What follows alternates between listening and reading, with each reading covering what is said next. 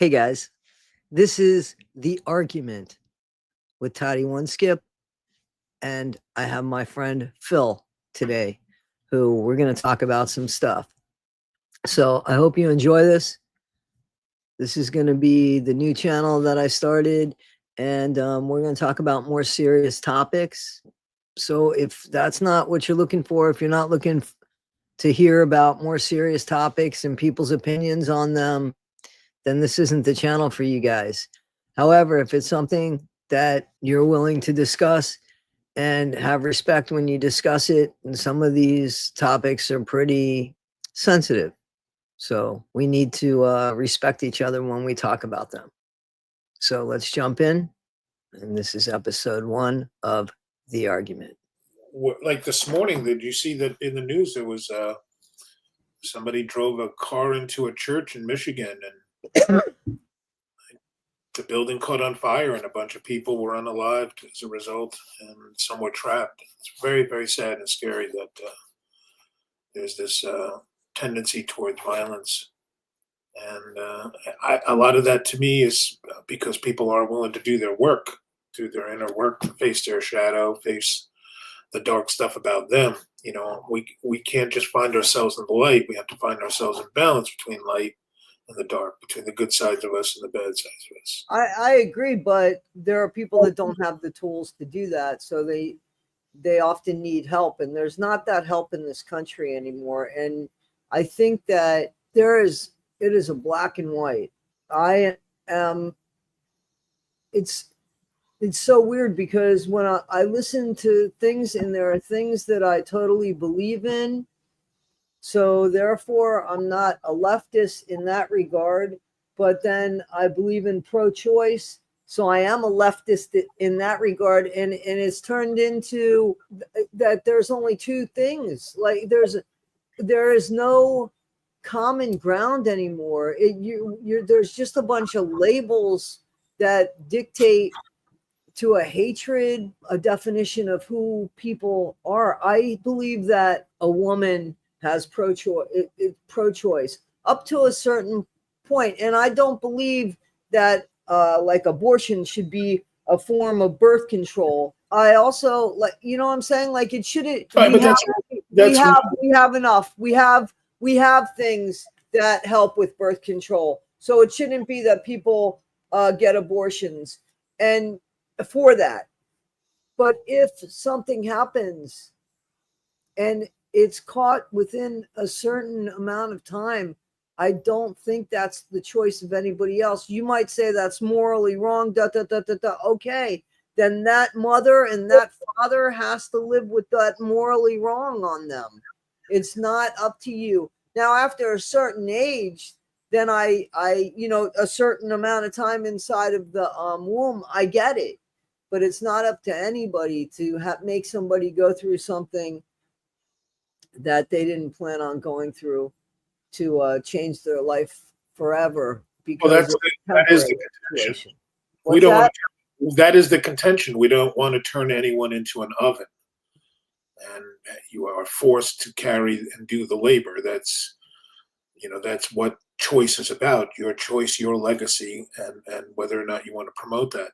Now, if you have a moralistic value of you don't want abortion to be used as birth control, well, then that's a whole other argument.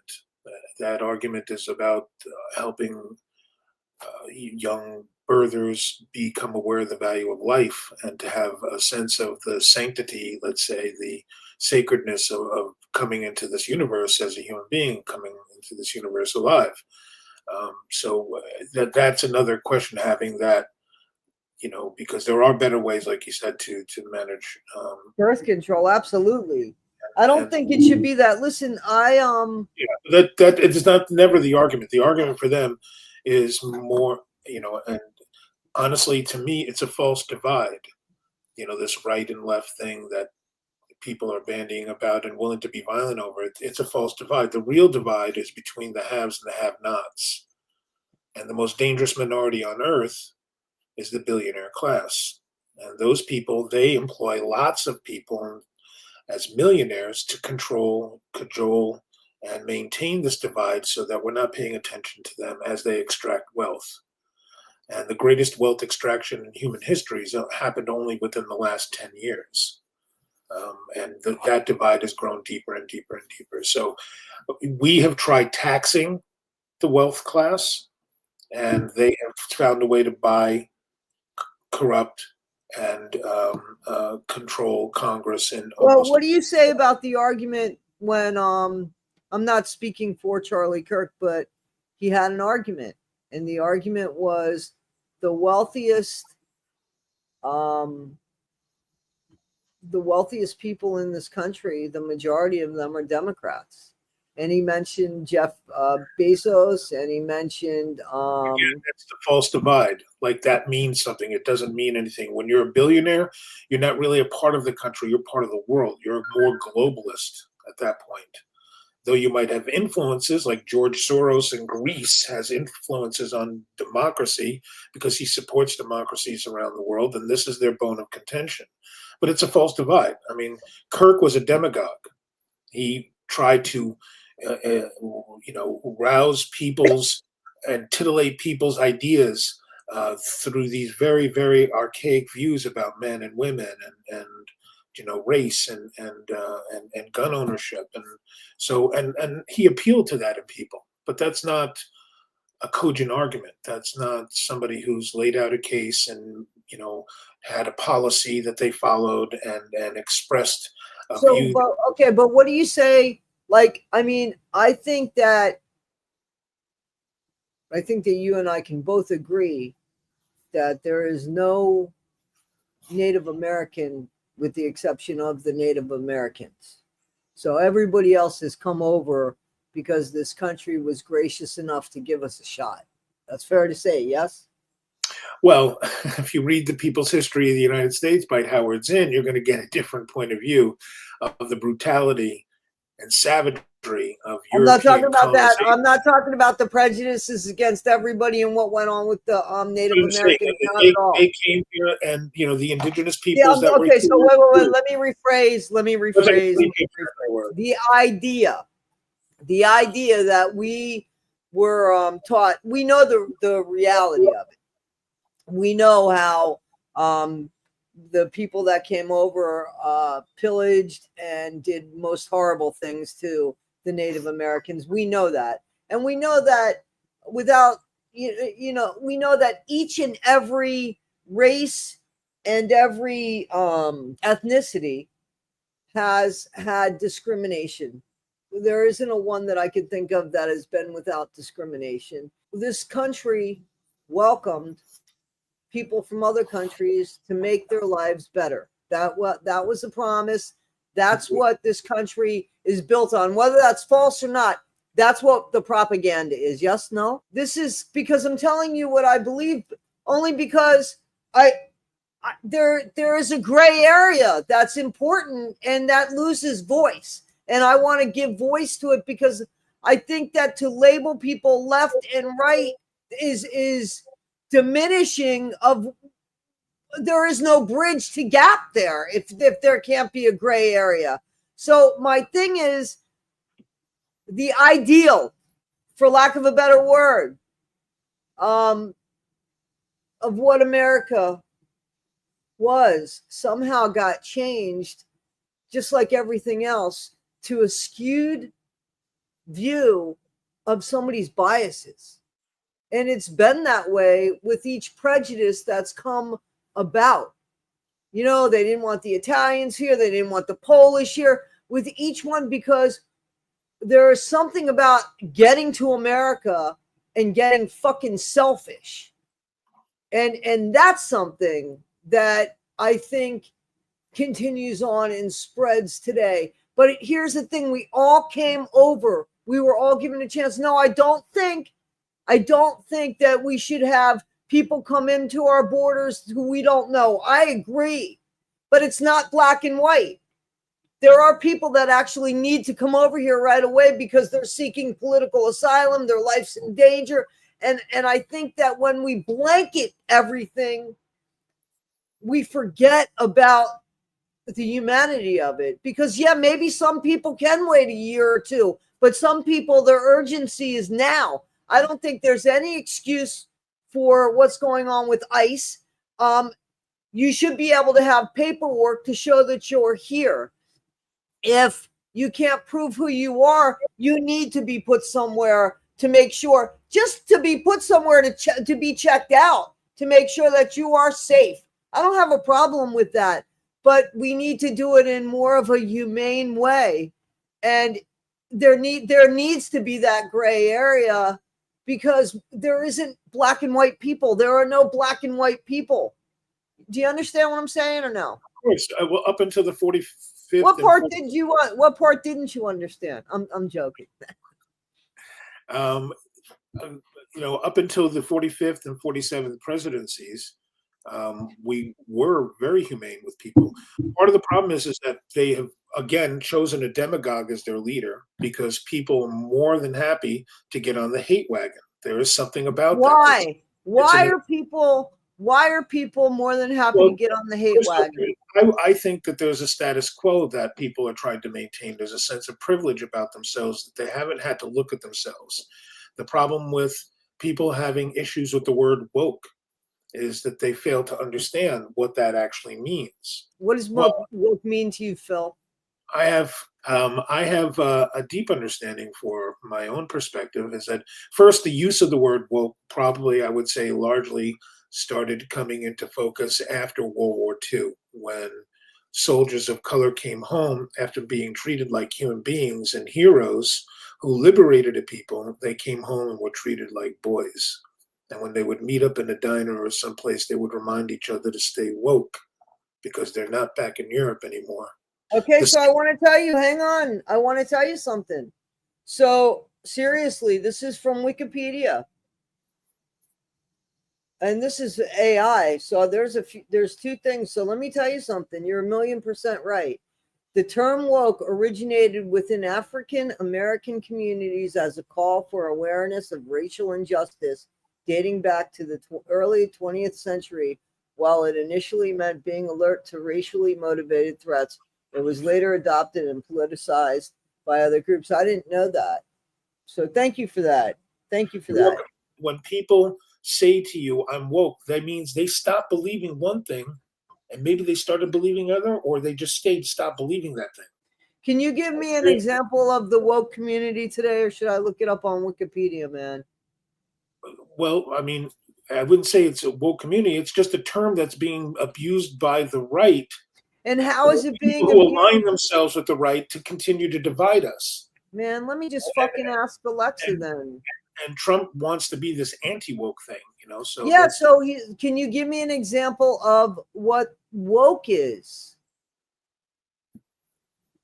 Or you can't. If you can't, I'll look it up. Sure, absolutely. Well, feel free to look it up. But I would think woke is the sense that people are respectful of race, that we're one species, that we're so okay. So what you're saying is they're taking it a step forward, and they're saying you can't even step on my toes because it will be something else. So in other words, well, that's the kind woke, of so the woke community, I don't mean to be that, but I'm trying to understand something very specifically.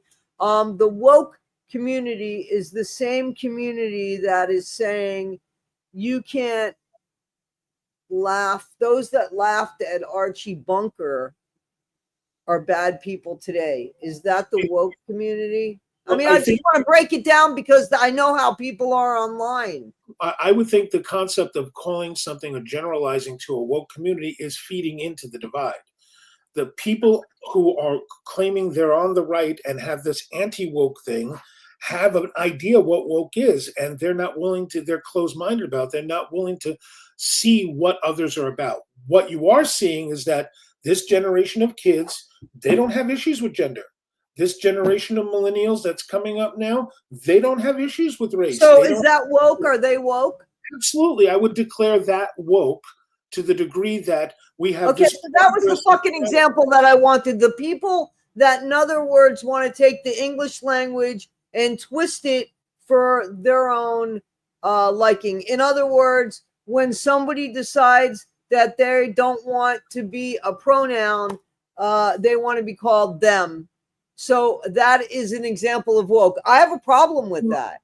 Well, I'm not saying that. You're saying that. What I'm saying, I'm asking woke a is question. about woke is about people a progress in humanity that's not about pigeonholing people into their race or some other subdivide. We are all one, and they're more acceptant and tolerant of that. You're talking about a kind of etiquette thing that people have tolerance issues with. And certainly when it comes to things like pronouns, I mean, I don't necessarily subscribe to how people see themselves. I think of myself as someone that's free of my gender because I've tried to vie for something of my soul, of my spirit, of what I am as an individual. Gender is something I try to do. I try to do it well, but it's not who I am. It's not where I locate myself. I don't have to believe in that.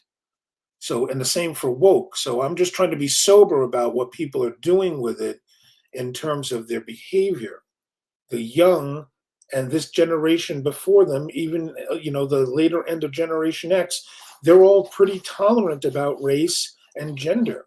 They don't have a pigeonhole there, and they don't have any reason to invest a negative energy, a hate, a divide, a distinction, a class, because they're not living off of privilege the way, let's say, traditional Americans have with their pride in their race and their pride in their color and their pride in their system of government. And a lot of what this you know throwback with Trump is a return to some of that. Make America great again. I mean, the again part is highly disturbing because anybody who, let's say, is on the woke side would say, when was America ever great for everyone?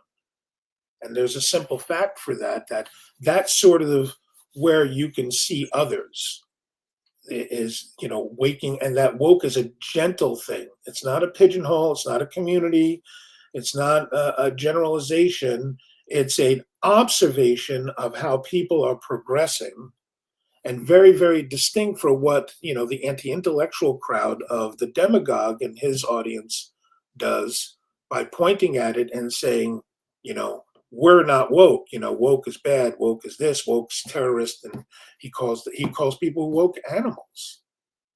And I think it's just any opportunity to create a divide. We have to guard against the divide.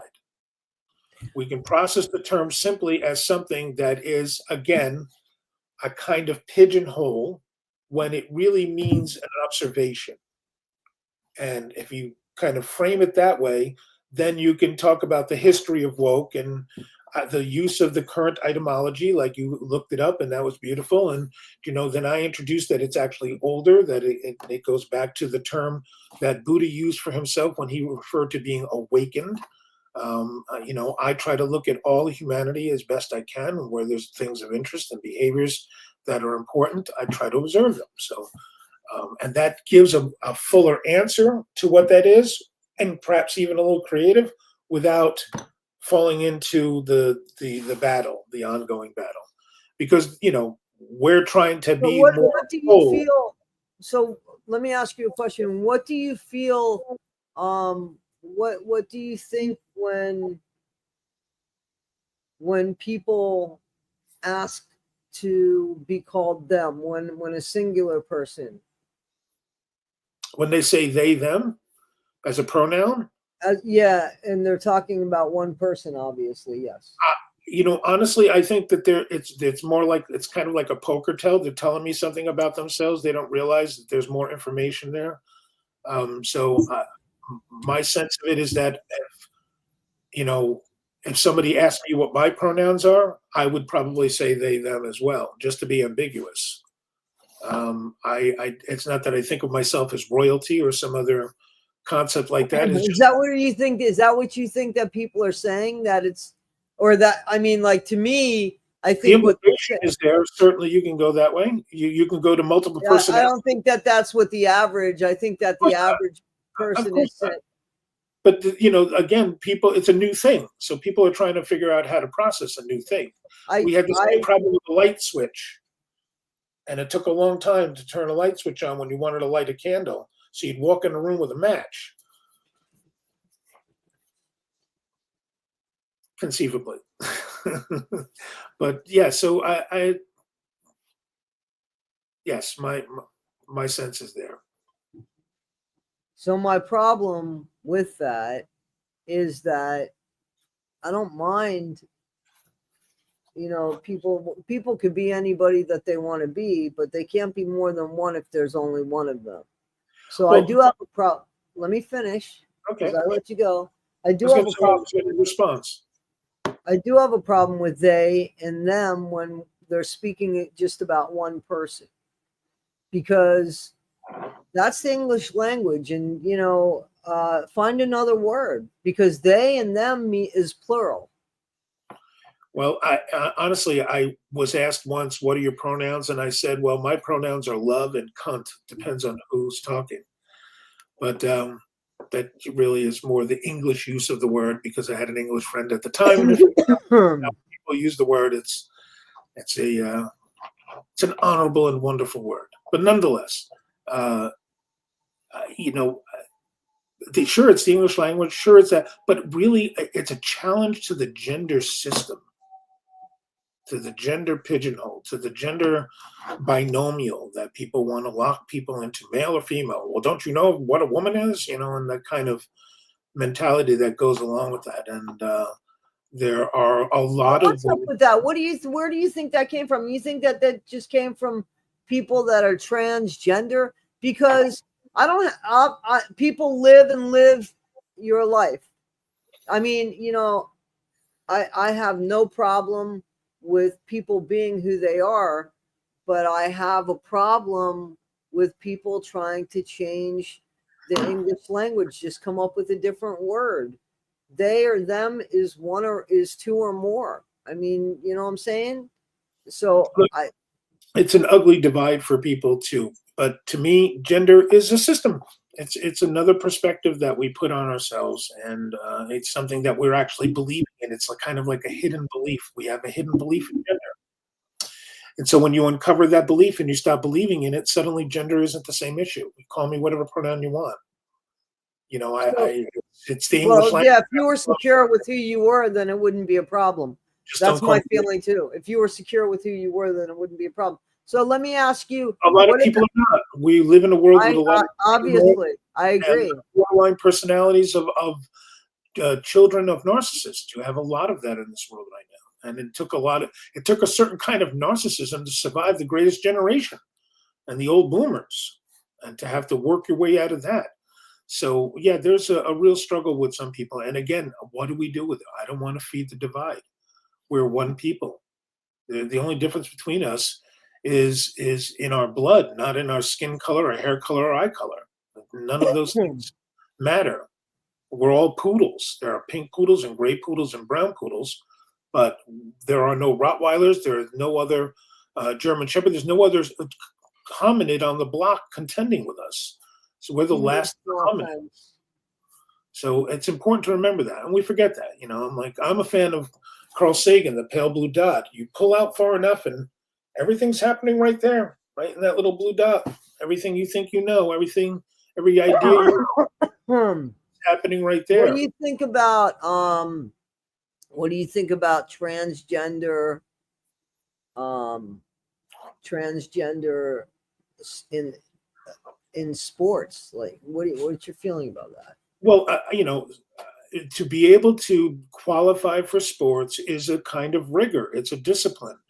And the people who come up with these conventions of sports, they have their regulations for that. And if somebody passes those regulations, great, they should be in it, regardless of what their gender is. I mean, again, gender is a system. If you're transgender, means just moving out of the system. You're not in the gender framework that everybody's believing. You're moving out of it. So So you think that if there's a woman's event that a transgender person who somebody like Bruce Jenner, who is now Caitlyn Jenner, okay, I know that, I mean, out of the age group now for sure, but if Caitlyn were to make the transition in her 30s or 40s, you think it would be fair for her to compete in the women's events with other women in their 30s and 40s? I again, don't think that's fair. you have a list of qualifications to be able to compete. If she Well, makes one would be being a woman. if that was on the list and she was Well, qualified, it's a woman's event. I mean, so it would be. they define a woman by the chromosomal level or some genetic thing, and Jenner has that, then she qualifies. It goes by what your regulations are for that sport. Again, I wouldn't necessarily be, my sense is not to be exclusionary, and but you want to play a sport, and sport has rules. It has, in order to be that sport, you have to follow a set of regulations. So I think there's a lot of noise about hardly anything at all that is causing a lot of people pain. A lot of what the medical community Now you and I, we could bridge there. We could bridge there because there is a lot more important things than sports. I give them that, except, and this is only fair, Phil. well, even about the subject. Well, no, but this is fair because there are women athletes and male athletes that train their whole lives to be in the Olympics, to compete, and for them it is most important. But as a citizen of the world, I think it is important, but I don't think it is the most important. I think the most important has something to do with that, in the fact that we should understand each other. I think that people use the word tolerate as if it's a bad thing. It's okay. You don't have to agree with people. It's okay to tolerate them. The world is filled with a bunch of people. Just to tolerate somebody that you don't care about, how often are they in your life? I mean, seriously, even if you work with them, there is something you could do that could certainly keep you at distance, even for those 8 hours, where it's purely transactional, or there's a different shift or something. You know what I'm saying? I hear So you. those people, and I think that there's too much focus on giving fuel to that fire. You know what I'm saying? Well, and there is, but and it's because people are trying to warm themselves by that fire. I mean, a lot of uh, the struggle that is coming straight out of the fact that the medical community made every effort to recognize a phenomena happening amongst young people where they're trying to define themselves, and as a result of the process of doing so, they're taking their lives. So there is a What are you movement. talking about? Wait a minute. Where did you get Talking that from what we said?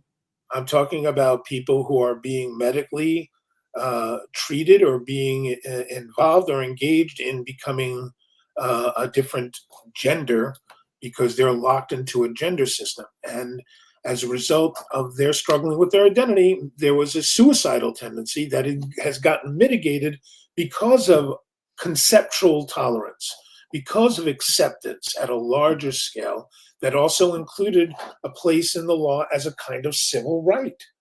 You can express yourself as a human being with your human rights in any form you want. And that is kind of what that is, as long as it isn't hurting anyone else, and not hurting Absolutely, yourself. but there are rules, and there are, just like you were talking about. Wait a minute, just like you were talking about in the sporting, in the sport events, just like that. And that is not somebody who, you have to be careful.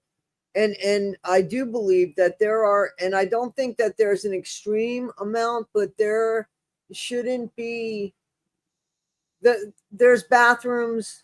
They need to either be completely private, or there is the family bathrooms, which they should just have family bathrooms. There shouldn't be male or female, because if there's male or female, there is a difference, especially when you go in there with a younger person who, it just, there are people that will take advantage of any loophole and any,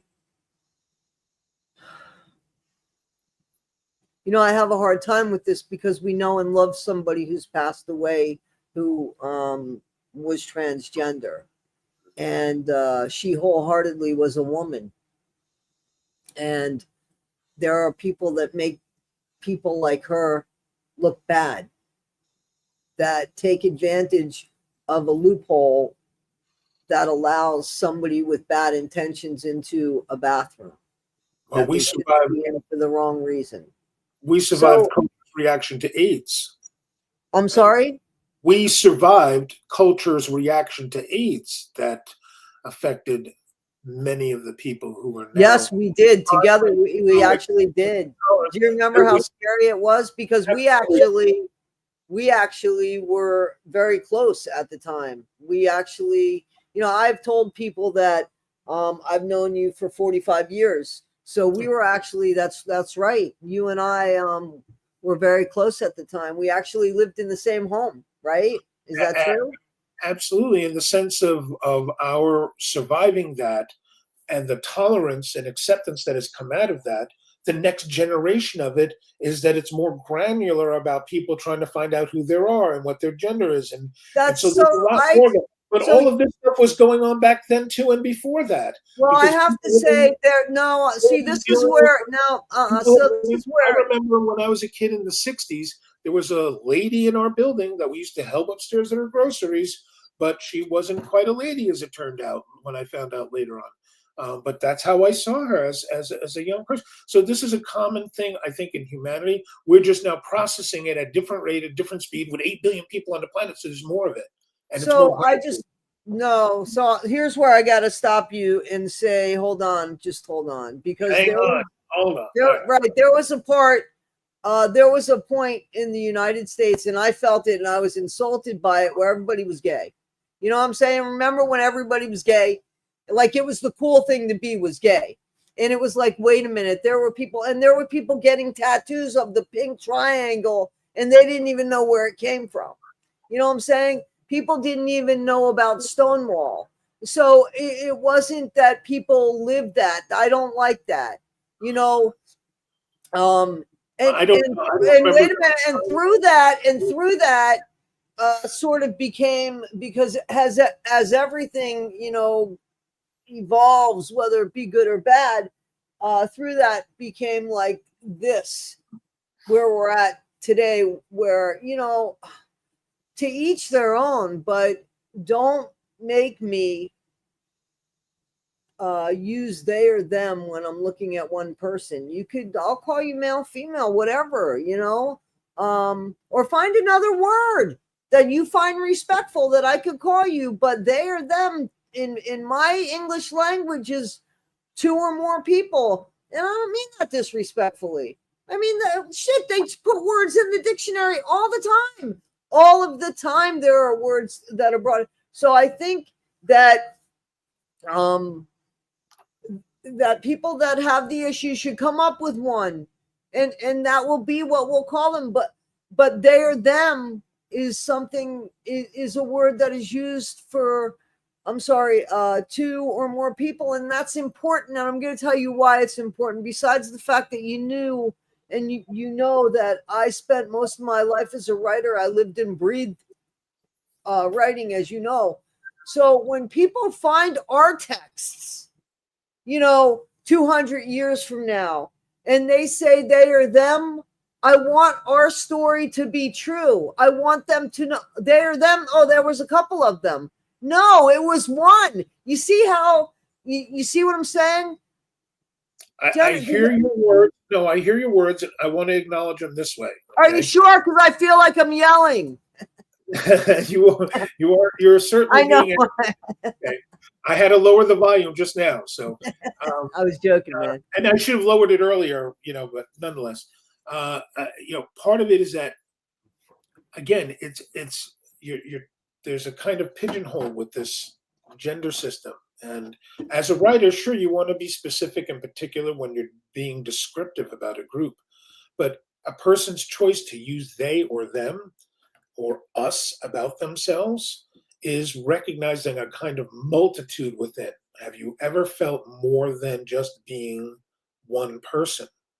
And there's a simple fact to us as at a biological level, our right brains and left brains it's been suggested that there are literally Yeah, two they're different not really talking about that. I'm not buying. No, no, no, no, no. So where we're talking. No, we're in a I'm not union buying all that. the time with this duality, and that ultimately the goal is to kind of free yourself of that duality, right? And but nonetheless, uh, I think they them is a kind of an expression of the multitude within. And if you subscribe to the idea that I am you and you are me, and that you are where I was, and that you would So, be in where other I words, am, the world should just be all willy nilly, and there should be nothing. no, no, no, that's not it. It's just that your concept of rules can expand slightly, and that the work is really your work to look within and go, okay, I got to deal with they, them. They're not going to change. That I'm not going to get them to um, another idea about how to express I themselves. I don't expect them. I don't You expect. know what I'm saying? I'm just saying at a tolerance Yeah, no, level. no, no. But I'm not going to use terminology that just doesn't match. And especially if I was writing something, I would refer to the person, whatever Everybody's gender going to they deal with want. that. You And know what then I how mean? will you deal if First of somebody all, corrects you if they say, hey, wait a when second, I I'm look not a at fool. somebody, I just say who they are. You know what How I'm do you saying? deal with So that? I don't even think about it. Like it's gotten so that you can't even make a mistake. Like you can't even I say think him. you're oversensitized to that. How do you deal if somebody says, no, no, no, I'm not a he, I'm a they, them? How would you deal with that if you got corrected? I wouldn't call them that. I would Okay. just say I wouldn't. I wouldn't call them that. You wouldn't I would accept the just say, okay, correction. I hear you. I would say, okay, I hear you. And then That's you're it. living with this tension with this other because you wouldn't accept their correction, and there's this No, tension there. no, no. I would say, okay, I hear you. That's it. Why do I have to say any more? Okay, I hear you. I heard them. I don't have to agree with them. They're not in my life for 5 seconds. I could say, okay, I hear you. No, Do I'm you not see going to fight how? everybody's battle, but But do you, if it was somebody in my family, I would say exactly what I said. And if they said, well, hey, this is the way I feel, okay, okay. I'm glad that's the I mean, not that I'm glad that's the way you feel. It's too bad that I can't agree with you on that, but I'm not going to change your way. I mean, I'm not going to force anybody to change their way of thinking, but I shouldn't be forced either. You know what I'm saying? Like that's fine. I okay. yeah, you can chuckle, For and a I'm good not thing. chuckling. No, no, no. I'm not chuckling. I'm not laughing. I'm You're not gonna chuckling. chuckle. That's You're chuckling. Okay. no, I'm Oh, not chuckling. I'm not laughing or anything. What I'm saying is a stranger that doesn't matter to me. Okay, I hear you. I've heard them. That's all that they need to know is that I heard them. I heard them. I don't have to agree with them. It doesn't mean I didn't hear them. I heard them. So it's not that I didn't listen. I did. I heard them. I don't agree with it. Somebody that I know and love that would say that I would argue the point. If we couldn't come to that terminology, if we couldn't agree on that, that's okay. I don't love them any less. That's it. But I still wouldn't say they or them. I would say their name, you know. I would say, yeah, so Jim did that. No, I wouldn't say, well, they did that. I would just say Jim did that. I would say their name, whatever name they went by. I use my sense of ho'oponopono. I say, I'm sorry, please forgive me, thank you, I love you, and then I find this place within where it's more accepting. And when someone says they or they them, I don't even question it and wonder, are they thinking of themselves like royalty, or some other, Yeah, I don't go they are there. really displeased or some other thing. I'm not. I don't even have a little moment like that anymore. When I initially, it's sort of like finding a new switch, and you go, oh, that does this, okay, and I kind of turn that on, and there's a bunch of circuits there, and I get to do that. This is kind of just an add-on to what emotional technology we have between us. It's you're they them. I can accept that. It's simply because I'm willing to grow with our emotional advancement. The idea of being corrected, however, now that's a process, and that creates a tension, and that's kind of where a lot of people get caught up in what cancel culture is, and this whole woke thing that people want to, make sure you're aware that you're hurting people's feelings.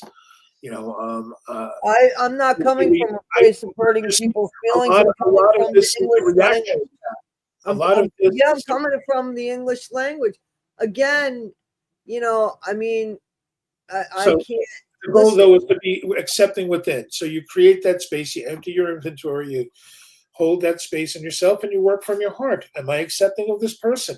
Do they make my skin crawl? Wait That's a usually minute. No, the no, one no, no, no. thought I'm I not. have with everyone. No, that get out. Why? How could you go there? That is ridiculous.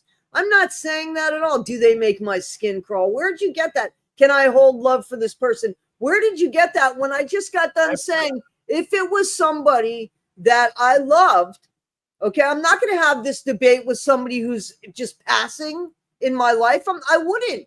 Like, that's fine. I All right, no, heard no, you. But all right. somebody Well, that then I I'm saying loved, you might be well, I just corrected got by done. someone. I Wait a was minute. thinking, Let me finish. I let you go on. I'm not going to say, or nor am I going to feel that I love them any less. It's an agreement. It's a disagreement. That's it. It's not even me correcting them. They can do whatever they want. I don't need to do it. They don't want to be forced. I don't either. You could do whatever you want, but don't sit there and turn it into something that's hate or something other than what it is when I clearly am telling you what it is and you know me. So, yeah. I mean, I was just thinking in terms of dealing with and relating to people who want to correct you, you're dealing with people at large. And my sense is the simple litmus test. Can I hold a space for this person, or do they make my skin crawl? That's all it is. It's if it's somebody who's coming at you, like I want to say one of our friend's daughters there, she's changed her name and she's coming at a whole other thing, and she's correcting people all the time, and you have to be careful because she can get very emotional. It's almost like an autistic reaction she has to it if you say her old name or some other thing. That's a powerful tension to have in the room and sort of inclusive of that. But working with people at the level that I've worked with, you really want to have this kind of acceptance that brooks all that. well, anybody that comes up to me and says, "Hey, my name is dot dot dot dot dot," and you could refer to me as them, that would take I would be taken aback because I have yet to have that happen in my life. I would yet to have that happen in my life. Nobody has ever come to me and said, now I've seen on applications now where they write it down everywhere, they write it down, but nobody has ever come to me personally and said that about themselves. Never. It's still growing as a technology amongst us. There's, there's still people who want to use the crank switch, and this is So sort of I like would call them. So what do you wait? So wait a minute. So what do you say about the argument of me saying, okay, well, wait a minute. The argument of when they find our texts 200, 300 years from now, and they talk about this time, and they hit the words they and them, and they interpret them as two or more people, or it's unclear now. What do you say about that? well, it's an interesting projection. I'm a fan of science fiction and science fantasy and imagining What such are you things. talking about? We go back in history. The text of the Bible was interpreted over the course of time. So And look how badly people have done with it. Exactly right. That's a good point. But you also see the effort, the academic effort, that's very clear cut and very sobering to make sense of what's there. And it's a very different perspective. No. So I'm talking about nope. So I'm talking about. I understand that. I'm talking about somebody who keeps their own journal, their own diary. Somebody who we don't even know yet, or they haven't even been shown to us yet, and they end up doing these great things, and then we find in their journal that they were referring to somebody just in their journal about they or them, and we don't know what they mean. Well, it'll be So the kind of thing that it'll be the part of understanding the provincial period you're studying. So, for example, it'd be a kind of it idiom. shouldn't be that way because they and them is always going to be plural. and now it's added on to We do not know that. unidentified, basically, or that's what it's come on to. In the future, you're talking about everybody might have a companion AI. It's a clone of their mind, and they are actually a them. We don't know. But right now, understanding it, like the key to the the key to the present is in the past, right? The key to the past is in the present. You have this balance. Let me ask you a question. What's the problem with just coming up with another word that the majority agrees on? That human beings are unabridged. The dictionary is always growing and changing. Usage of language comes in and goes. It's a phenomena that's fluid. It's a living language, kind of. It's an element of the living language. That doesn't answer my question. You could easily go back to that term easier than you could distinguish they or them.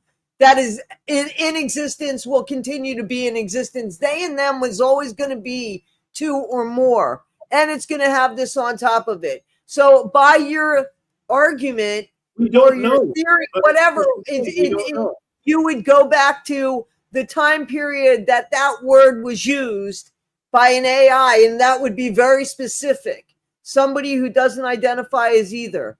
That would be very specific. I'm just saying, I don't mean any disrespect, but for the sake of our story continuing forward, instead of using a word that is already used that is so confusing because it does mean two or more, why don't you come up with another word? I'm a gay woman. I have no problem with people being who they want to be, but come up with another word that is agreed upon so that it's just clear, not out of disrespect, but just out of, so that as the story continues on, it's clear. Right, but you're presupposing the value, again, that the word is going to remain what it is. We don't know. And the way the word is right now, it's clearly growing. People are now referring to themselves, a singular being is now referring to themselves as a them. It'll be as a part of this current time. It'll be one of the idioms people would have developed. Now, sure, that can be misinterpreted in the future. We've misinterpreted idioms from the past. They say in the Catholic Church that Jesus is seated at the right hand of the Father. Well, as it turns out, the idiom being seated at the right hand of the Father is a classic phenomena of sitting at the dinner table, and the eldest son sits at the right hand of the Father. That's where, in like the Hebrew tradition, you hear, why is this night different from all the nights? It comes from that son, from that side of the table. And, we have mistaken that idiom to mean something greater than what it probably meant at the time. And again, you only continue to prove my point in saying, being that there's already confusion with things, why use the word that's already got a word? Like, why use the word that's it? I mean, so we're going to have to agree to disagree on that one, because absolutely, we're going around in circles there. What is knowing what is being used and how it's being used. Part of your answer will come there when you see it. I'm curious. Please share it, because I would like to know how you resolve that. My sense is to have an acceptance about it, and when people use it, is to here we go again. We're going into this black and white area here, where you are saying an acceptance about it, and you have not heard anything I've said, because I have not at all said I don't have an acceptance about this. I have said exactly the opposite. I have said I have accepted that, but I'm not going to go ahead and use the terminology. They can, but I'm not going to. I don't agree with it. I'm not going to refer to they or them. If I was ever going to keep a journal, I would want to be more precise. And that's all it is. It's just being more precise. There's nothing that I'm knocking about it. No. But please allow me to qualify being more accepting. You don't agree with it, but you're accepting it. Of course. You live with a schism that way. No, you do. Don't. No. I am not. Listen. No. And that's not fair to say, because, in other words, I should just accept how everybody is and just let live. And what is it? Let live, right? What's the slogan? Let Live and live let and live. die. Let live and die. I don't have a problem with that. Not at all. Everybody could live their life any which way they want, but I don't have to change the English language for it. That's all. I don't have to. They can, but I don't have to do that. So you could call it whatever it is. What I'm in all, and it has nothing to do. It doesn't have to be um, people that want to identify or don't want to identify. It could be short people. It could be tall people. It could be big people. It could be little people. It could be green, blue. I don't care. It's not about that. It's about confuse. It's about confusing a language that already has a word that's come up with another word. Words come are being are listen, conversate. I mean, the word is converse, but now the word conversate's there. It's there in the dictionary. It wasn't, but it's there in the dictionary. You know why? Because so many people used it thinking that that's the word that was short for conversation. So it is. It's true. You could look it up. What But I'm saying, that's the quality of the language you're experiencing. It's a living, fluid thing. It's a my dynamic. argument isn't that. My argument is there's already that word in existence. Use another word. That's it. There That's are it. words in existence that have changed over time that mean different things. There are lots of archaic uses that are no longer used for a word. It's a Yeah, but phenomenon. there's word. This word, they and them, is already in existence. It's going to Tell you. change. It's Well, what's going to happen. It will be inclusive of gender description. to me, they and them. Okay, so listen. I don't know. I we can go back and forth. I'm gonna stand on what I said. If I would think, I would think if I really wanted to stand for something, and this is just me, and you know me. If I really wanted to stand for something, I would make it my own. I wouldn't take another word. I just wouldn't. I would make it my own. End of story. And you know that that's true about me. So that's I mean, they can do what they want to do, but I don't have to write they're them. And I, It's a very hairy thing. People have taken it to incredible divides, incredible extremes. it's You know, not worth it, man. there's It's this not whole worth it. gender centric thing for women who have never achieved legal and equal rights around the world against men, and therefore they need to be excluded from this whole trans and people get into these horrible divides with each other. Meanwhile, they're all fighting for the same thing, which is a kind of human rights. Well, there is a huge difference beside a word and And the women rights of specifically somebody. are trying to balance against the patriarchy that has oppressed and suppressed them. So we are dealing with extremes. We do have to find an answer in the middle of, a kind of paradox, and we have to find a balance. And part of it is a kind of recognizing the language changes and grows. I'm never going to get at why some things happen, but I can understand what has happened and how it's being used. And when it's appropriate, and when I don't have to contribute to it if I choose not to. And I know you have that sense of peace towards others in your heart, and you're very accepting. I'm not talking about that whatsoever. I'm talking about it conceptually. Try to use that as a conceptual tolerance, that we don't create a space for certain things, and we don't recognize, kind of all paths lead to one. That's kind of my answer for a lot of things. Is Can I tell you something? This is, I'm a very visual person. So sure. you know that I've stopped writing. But if I was going to write, and this is why, I guess, maybe you'll understand. If I was going to write a book or write a screenplay and be descriptive of somebody that called themselves they or them, the way that I would do it in the screenplay, honestly, for descriptive would be it would be so Sam, a person that defines themselves as they and them, and then each time I wrote them, I would put the parentheses on it. And to me, that's insulting. That just by that is insulting. But that's what I would do so that people would understand that's who I'm referring to is that singular person. You know what I'm saying? But I would write Sam. But if there were two Sams in the story, they or them, you know what I'm saying? And I just don't think that that's respectful. So if that makes any sense to you. Sure. Well, let's say your level of care is the kind of disrespect people need to start focusing on. So at least a little of that can go a long way.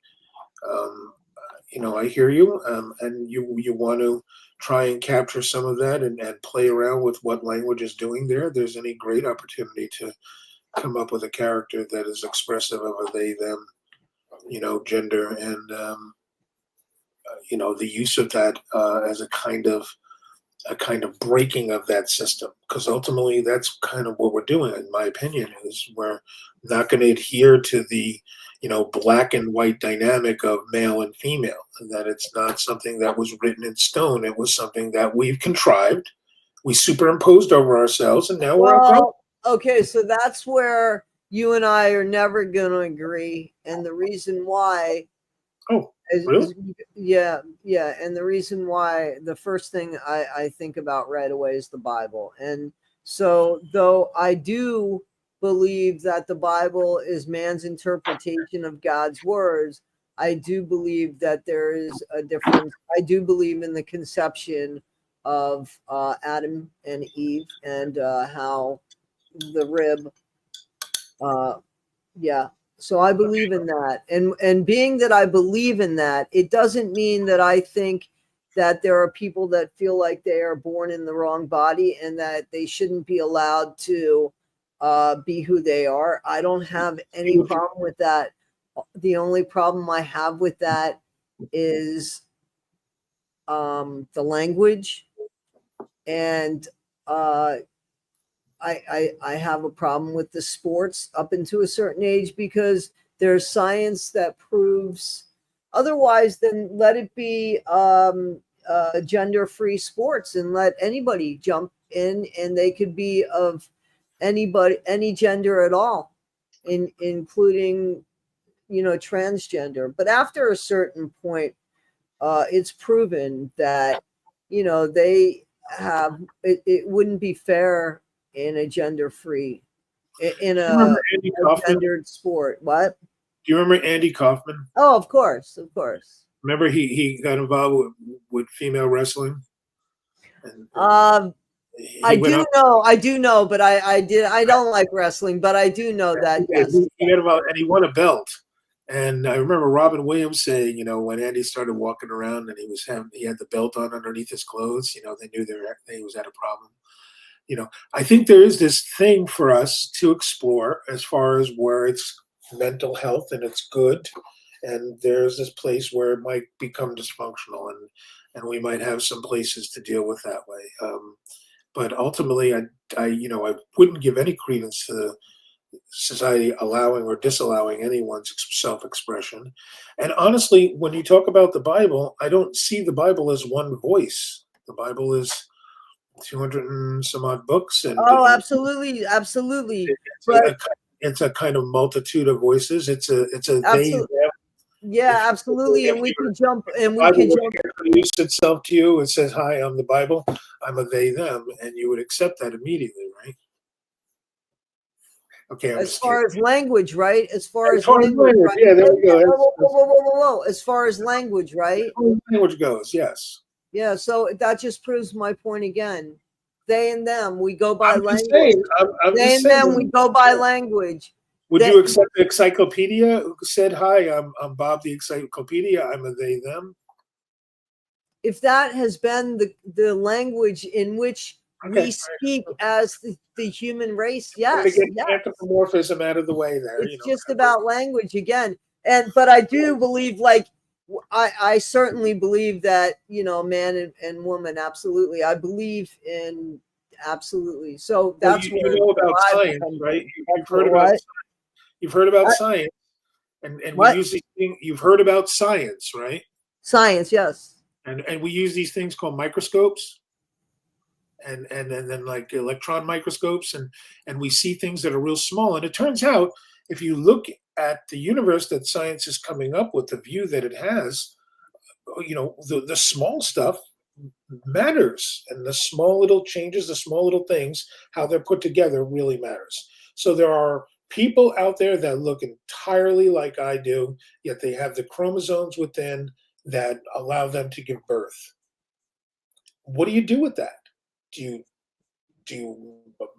pigeonhole that, and I'm supposed to be a Nobody's man and I got pigeonhole. Nobody's pigeon. I say, don't see you know, where even is the even pigeonhole. grammatically, because you're kind of using an authoritative energy when it comes to the No, you no, want to make sure no. that the word is staying pure, and to some degree there's a lot of that in English. There are lots of people that are very, very, very specific and rigid about their use of language. That's how the language maintains its form a lot of times, but it's also part of the living sort of the dynamic. There's a skeleton to a language, and then there's an ever changing flesh skin that's drying and I'm coming not off, going to go back to the argument and of. metaphorically I'm speaking. not going to go back to the argument of them or them. Do you want to go into something else? I'm fine with that, but I'm not going to go No, into that. no, I was just talking about language and kind of understanding the dynamic of it. So we stayed pretty active in a rolling idea there for a good while as a result of trying to answer why, trying to understand it, trying to express it, That and was a great argument. that's kind of what a lot of what people are hungry for, I think, even between themselves, because we start to get to a place where language works for us. It'll stop working against us. We won't be so susceptible to propaganda. We won't be so susceptible to ideas that are being manipulated by others that serve, Let me that ask you a dangerous question. minority again. Let Because me ask you a there's question. just that divide between us, in my humble opinion. Okay, let me ask you a question. So I had an argument with somebody because when Trump first came into office, it doesn't matter that it's Trump. Okay, I'm giving a time frame. Okay. When he first came into office, and he termed the phrase fake news. Okay, so when fake news, so somebody said, not that I wanted an argument, but I wanted to understand. So I said, well, this is what I heard. And they threw the word, that's fake news. And I said, there's no such thing. And they went off on me. And all I was saying before I could finish was, there was no such thing as this term fake news a fucking month ago. Answer my question. Don't hide behind fake news. Like, don't give it power. So here we go again with the language and how people do become pigeonholed on language. So I get that. I get that. You know what I'm saying? What do you Huh. say about that? Well, honestly, you hit it right on the head. Fake news is a cover. People who are willing to turn their mind off. It's people who are finding defensive ways to keep their minds closed. Now, up until that point, like an officer on the Enterprise, I would have either had good data or bad data. It would have been accurate or it would be inaccurate. It would be more a qualifier based on usage and efficiency, and that's kind of where the propagandist, the demagogue that people have given into, the demagoguery that people have given into, and allowing themselves to get so emotional and so intense So over I some. got to tell you, no. I want to tell you, just um, because I don't want you to go there, because the person that said that to me was a Democrat. It wasn't a Republican, and it was me that was challenging. And listen, I'm a Democrat, but I'm not a leftist. You know what I'm saying? Like there are things that I believe in wholeheartedly that some Republicans Well, might what do you believe think of the in. left? I don't have. Here's the Please, thing. please define greatest. Somewhere along the line, we lost Republicans and Democrats, and they became leftists and extreme conservatives. There is like nothing in the middle here, and nobody is so two-dimensional or one-dimensional at all. And there is no, again, like, do you understand what I'm saying in Yeah, that? that's why I would ask you to define what you think leftist is. And before you do, allow me to give you my description of it, just to Sure. clear that air immediately. Because back in the 70s, we had a guy named Abbie Hoffman. Yep. Abbie Hoffman, He was a friend of John Lennon's. he was a guy that said, I'm sorry, forgive me. I just want to make sure everybody has teeth. I think there's a simple reality to us when it comes to what has been perceived as the left. What you're talking about and what you're definitely not is a liberal. A liberal is a person who will give you 3 hots and a cot in your prison and serve its corporatist masters. A leftist defies that and says, no, there should be progress. We should be more about human rights. We should have humanitarian works. There should be in fact, there should be great underground caverns to protect us if there's every cosmic events. Think about what might be referred to as the radical crazy left. That's what that is. Let's build underground caverns and high-speed rail and make sure we have all that in place. That's the radical left. When it comes to what has become propaganda, however, it's a demonization. It's part of that divide. And even within Democrats, they have this, a susceptibility to some of what the divide is. And the divide serves, in my opinion, it serves that most dangerous minority, that 1% of us that has extracted the greatest wealth. They're happy to keep us all fighting. It's always a battle between the haves and the have-nots. As Cervantes reminded us from Man of La Mancha, deeper within his prison, he saw it very clearly and wrote about it 500 years ago.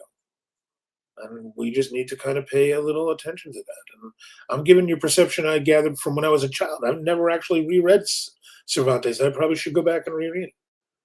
But perception I gathered from youth that there was that great understanding that don't get caught up in little battles between us, between Catholic and Protestant, between Muslim and Jew. Don't get caught up in any of those battles because all of it serves the greatest divide. The people who are extracting the most wealth, the true imperialists amongst us. And that's kind of why I get much more tolerant about others. I accept a lot more people in my life and my soul, even my deep MAGA friends who from high school who wanted, would force me to watch Bill O'Reilly with them and sit down and go through hours of hearing this My point of dad, view. man, my dad was a Fox guy. He was Mm, a fucking Fox guy. I tell you, I mean, I've been in households where I'll turn on something just to hear something different, to hear the news, and boom, it'll go right back to that channel. Boom, right back to that channel. I'm like, okay. So that's what that is. And always enjoy talking with you, especially about such The good stuff. Yep. rich opportunities, the good stuff indeed. Right now, what is ailing us is where we're divided. And if we can heal some of that and talk about some of that and I don't have, think that that's so. Can I just tell you something? I don't think it divides. You're not talking about me and you, clearly, right? You're no, talking about the right, country. I mean, as human beings, right? Okay, In this okay. country, I just especially want to because be we have an clear. election coming up. We have an election coming up in 2026, and people need to be on board and recognize that there are values that are I want to important ask you a to us, question. Do you and you think don't that want there? to. Do you think that there's going to be another election, another free election? I think specifically there has to be. I think That's whatever. not what I asked you. I asked you, do you think that there is going to be just Yes, I think okay. we'll have a taste of it in November with just a tiny little smattering, and then you'll get next year's November. Right now, Congress may very well turn as soon as they swear this one a Democrat in, they'll have 218 votes to force the release of those files that are in contention. Hang on a second. I want to know. And I think that will turn the tide to some degree, that the release of the Epstein files will make a difference. People have been hiding that way too long, and that's a worse crime than The Epstein files. Yeah. the Kennedy Andrew, assassination. Phil. I want to talk about that. Do you want to talk about that? I would love to talk about Certainly, that. I think there's definitely much to talk about. Right now, a lot of what we're dealing with is, a multi-level shell game that has kept this away from prying eyes.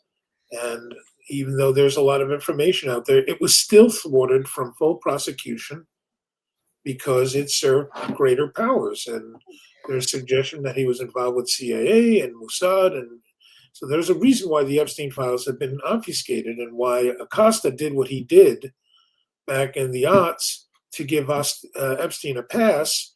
And what was it? Weekend release, and he had to report back to jail or some other thing.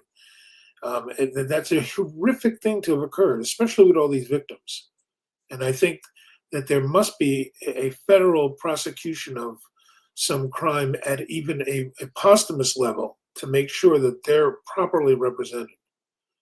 I think the kind of court system that has, really excelled in this country and has been used in part, even to some degree, against people, represents the best of court systems. And if we get behind a little of the jurisprudence, and people actually even had mock trials against Netanyahu and some of these people, and they ran them as exercises, you would start to get a real delineation, facts, points of view that will be incontrovertible. And that makes a difference. That's where you get authority from. A set of facts that are incontrovertible, everybody starts to agree for it, becomes a source of strength and authority for people. The Epstein released the Epstein files. It's there. They have the votes in the House to demand them. They don't have to get that particular demand is a House power. They don't have to get that signed by the executive. As if I understand, I don't know the exact rule, but that's the way I understand it. That's a House power to demand the DOJ release that information in those files.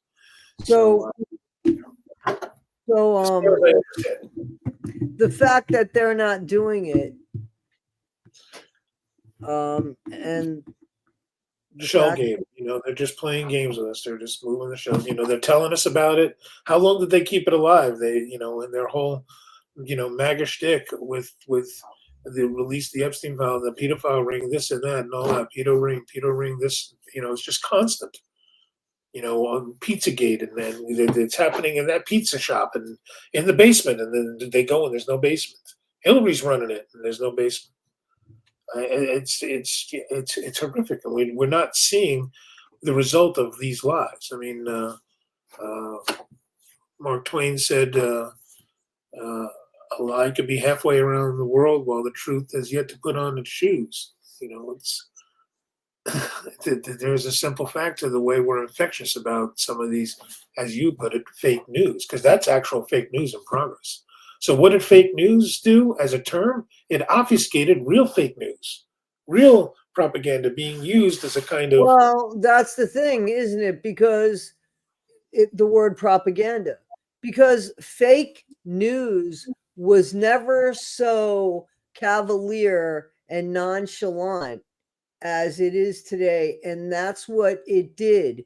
It made it, oh, it's fake news. Wait a minute. That's a huge thing.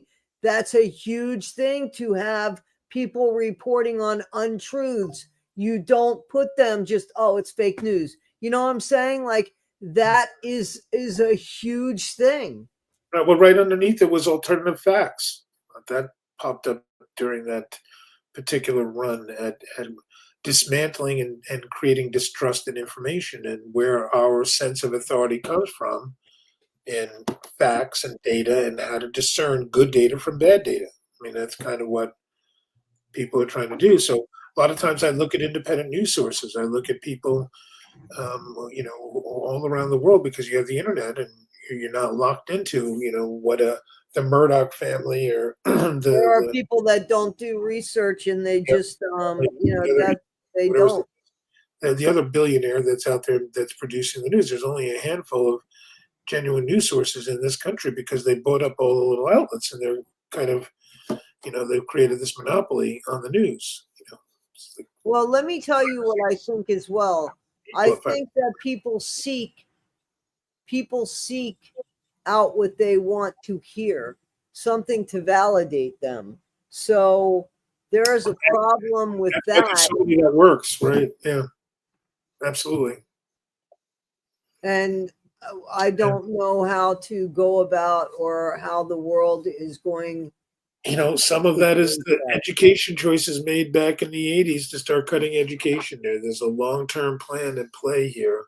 As Carlin put it, to get at critical thinking. They don't want critical thinkers. They want obedient servants. They want people to work their jobs and not realize how they're being rammed every day by thoughts and ideas being telling them who they are and what they are. And they want you focused on the American dream because you got to be asleep to believe it. That was Carlin's very specific and almost dire warning to us.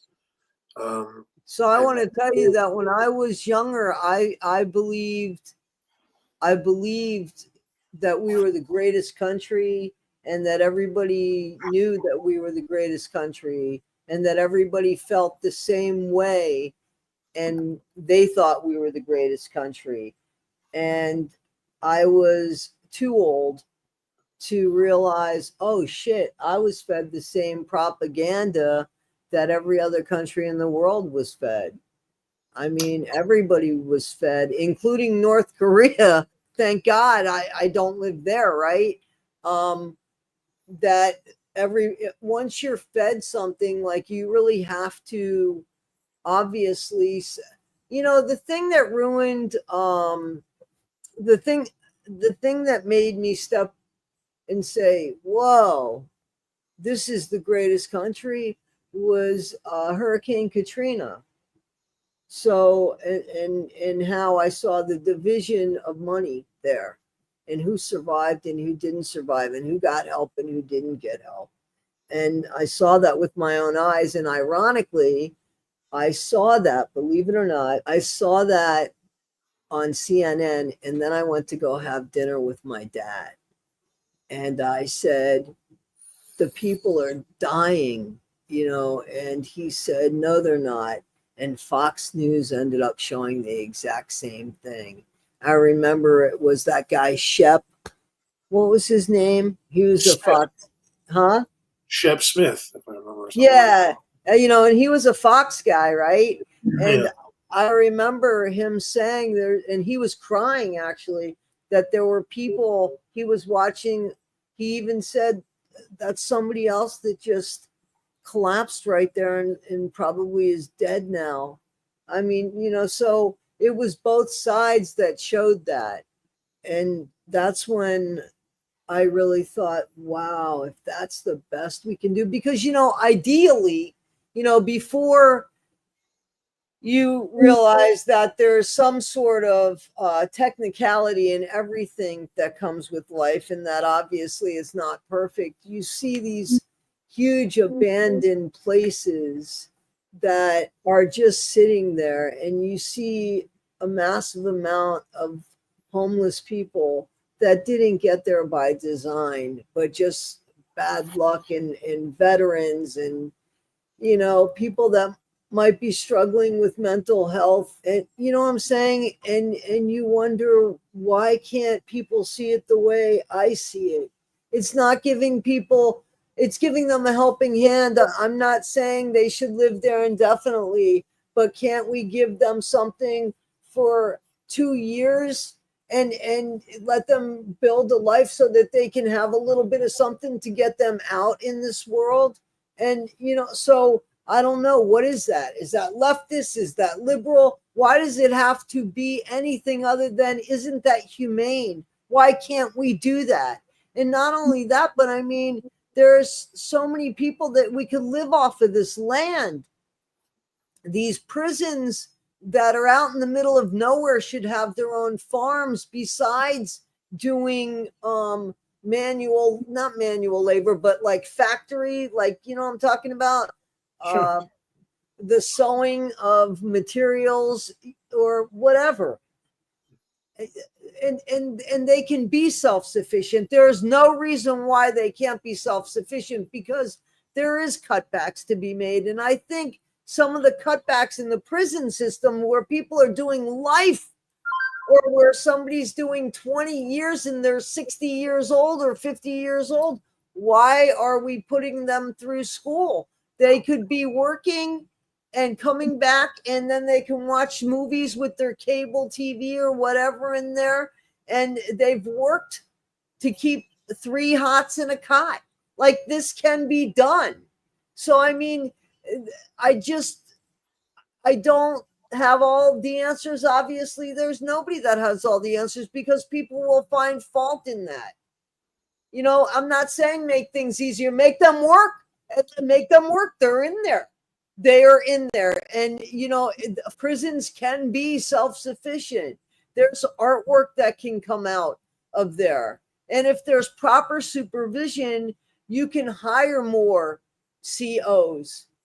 And the I'm not saying people should make money off of their crime, but they can. If there's artists out there, it goes to them staying in prison. It goes for them paying their way, getting their cable. I'm not saying give them anything more, you know, but you know what I'm saying? There's something there that could be, but nobody wants to really. Living in a world where we're promoting cottage industries like that, living in an environment that is progressive, that connects people together, that has required legislation, and we were moving to some degree in that direction. But the whole power structure has been divided by a partisan struggle that has deregulated almost every effort, even that they've made, like the EPA and whatnot. So they've challenged views that have come out of science that pollution causes great damage and has affected our climate, that human beings can affect this, that each country is contributing, and that we all should make an effort towards reducing this. We shouldn't trust the future science to fix this. We should make an effort now, just be a little more disciplined about how we're polluting. They tried to regulate that. The power to regulate it has been challenged. They've been defanged. So there's a simple fact to some of us that we need to take a look at how we build and how we grow. And there's a lot of things we can produce ourselves, a lot of wonderful forms. A lot of trees have been planted all around us, it turns out, that are male trees. Strangely enough, we have this growing of clones of male trees around us, and not a lot of fruit. There should be a lot more fruit trees around us. And why isn't there? Why aren't people investing in fruit trees around themselves in their neighborhoods and cities, having areas instead of having these big, pollinated trees that cause people allergies? You have trees that are bearing fruit and allowing people to be able to harvest around you. Anyway, so some points of view that may be more liberal. Yeah, certainly what you said is a very much considered a left view. That's universal income. That's universal benefits, universal income benefits, UIB, something like that. People are very, very much against that. But it's easy. At this point, the numbers that they've extracted, a guy like Bezos himself could turn around and make A everybody. guy like you, what? A guy like Bezos himself Bezos. could turn around and make everybody in his company a millionaire and still be one of the richest men on earth. There's a simple fact to the way we've allowed these levels of extractions to occur. Some of that has to be called back. We have to tax some of that. We have to stop the graft and corruption that has been allowed in its name. And so some of that needs to be redeployed. That is our wealth. That is human wealth. It's not in the hands of 1% for a reason, and not by themselves. But nonetheless, far be it for me to get into that. There is an answer for us at the level you're talking about. There are intentional communities. There are people who practice permaculture. There are people who grow things it's amazing industry. And you're right, a lot of it tends to be on the left. It'd be wonderful to find a MAGA permaculture that maybe isn't soaked in Christian sentiment or some other thing, and actually is a working farm. There are places, I'm sure, that are intentional communities. They have their religious values and they may be farming, but they're not doing that as an intentional value, as a goal for themselves. And you're right. I think a lot of that would go a long way. I mean, certainly if the Powerball came through with, $1.2 billion, I think a good portion of that in my pocket would go towards that kind of development. So yeah, I think that's a hopeful thing to have that for us. I have hope for us. Do you have hope for us? We'll work it out. We'll figure it out. Oh, I'm ready to leave the country, to be honest with you. So, guys, thanks for listening. I really want to know what you think in the comments. That would be great. And guys, I just want to say something. So, sometimes when you debate or you argue, there isn't always a chance to get your word in. While I was editing this, that's not what I had said to Phil. What I said to Phil was that prisons could be self-sufficient. I didn't say everybody should have a universal income, and I didn't say everybody should it should be equal among everybody. I think that's what Phil was saying, in the sense when he was saying that Jeff Bezos could give everybody $1 million and still be very well. I have different thoughts about that. I don't think Jeff Bezos owes anybody anything except a fairness in the way he treats his employees and a fair wage. That's it. Anyway, guys, again, this is The Argument. Please join in the comments and let me know what you think.